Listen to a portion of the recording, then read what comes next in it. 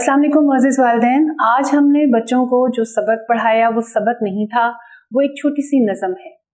नज़म इसलिए निसाब में शामिल की जाती है किसी भी किताब में, चूँकि बच्चे छोटे होते हैं उन्हें नज़में गाना अच्छा लगता है।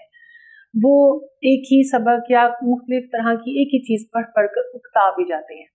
इसलिए बच्चों को मज़ा आता है जब वो खुद ही खेल रहे होते हैं और वो एक दूसरे के साथ खेल खेल में जो पढ़ते हैं वो नज़म की सूरत में होता है।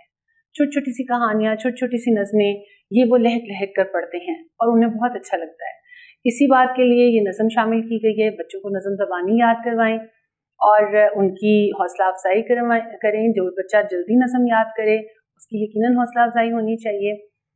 बच्चों को मछली पका कर भी दें ताकि बच्चों को पता चले कि हाँ, ये मछली वही है जिसके बारे में हमने नज़म भी पढ़ी, जिसके बारे में हमने सबक भी पढ़ा। उम्मीद है कि ये वीडियो आपको पसंद आ रही होगी। इंशाल्लाह ताला अगले सबक के साथ फिर हाजिर होंगे। तब तक के लिए अल्लाह हाफिज़।